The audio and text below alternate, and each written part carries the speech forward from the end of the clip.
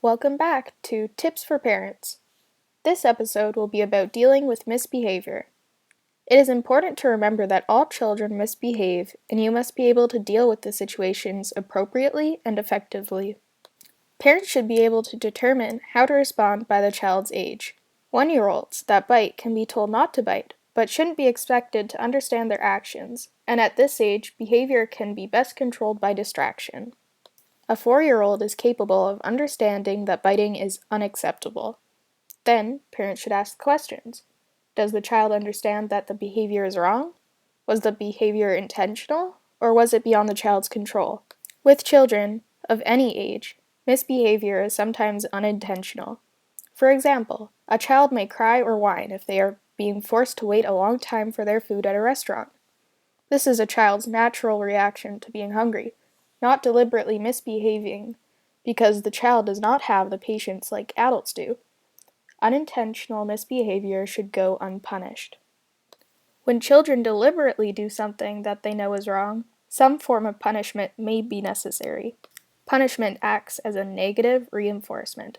That is, it tends to discourage the behavior with which it is associated. Punishment should not take the place of encouragement and clearly stated limits.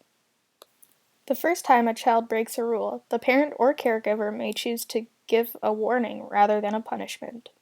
Punishment should be in proportion to the seriousness of the behavior. Here's some tips.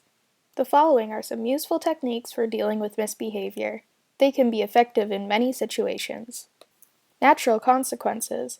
Sometimes it is punishment enough for a child to suffer the consequences or natural results of his or her own misbehavior. For example, after being called to dinner more than once, Sandra arrives late at the table. Rather than reheating her food, Sandra's grandmother tells her she must eat her dinner cold. Next time, Sandra will be more likely to come when called. Removal of privileges. In some cases, the natural consequences of a child's actions are not appropriate to use as punishment.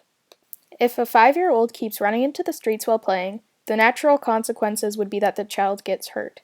A good way to deal with this situation might be to give a warning that if the child runs onto the street again, that there are no more play outdoors for that day. This type of punishment is most effective for ages 5 or older. The privilege that is taken away should always be related to the misbehavior so that the child can associate the two. Ignoring misbehavior. Sometimes a child misbehaves simply to get attention. As long as the behavior is not harmful, the best punishment is to ignore the child. Any other reaction would give the child the desired attention and make it likely that the behavior will be repeated. Time out. Another way to respond to misbehavior is to remove the child from the presence of others or from the center of activity. An example of this is the timeout chair. This is a place where the child must sit for a short time until he or she can settle down long enough to return to playing. There are also some methods of punishment that should be avoided. They are not effective in helping children learn self-discipline. Don't rely on spanking and physical punishment. Most child care experts recommend that spanking be used sparingly, if at all. Parents sometimes use spanking as a way to vent their anger and frustration. This sets a poor example. The child only learns that it's all right to use hitting and fighting instead of learning how to control strong emotions. Don't threaten to withhold love. When a parent says, "I won't love you anymore if you don't stop hitting your brother," the child is left with fear of being rejected and abandoned. Withholding love does not show the child how to correct misbehavior. It merely fills the child with needless anxiety. Don't offer bribes. Bribing a child with special treat if he or she stops misbehaving is not an effective method of discipline. Instead of learning self-control, the child will always look for an outside reward to good behavior. Don't make the child promise to behave.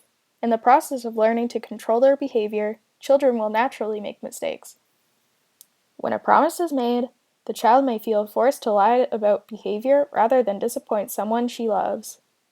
Don't try to control the child through shame or guilt. When a child misbehaves, it is natural for the parent to feel anger and disappointment. These feelings should be expressed, but calmly and reasonably. Parents should not use the statements such as, "How could you do a thing like that?" or, "If this keeps up, you'll never amount to anything."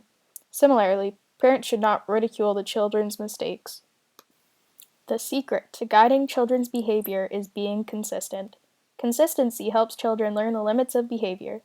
Children who know what is expected of them and what to expect of the parents feel more secure. Children lose trust and confidence in a parent who constantly changes set limits or fails to enforce them in a constant manner. If a parent laughs at a child's behavior one day and punishes the same behavior the next day, the child will only be confused. Thanks for watching! Don't forget to like our video and leave any comments or questions that you may have. And also subscribe, because we will keep posting new episodes that will help you to be a super parent!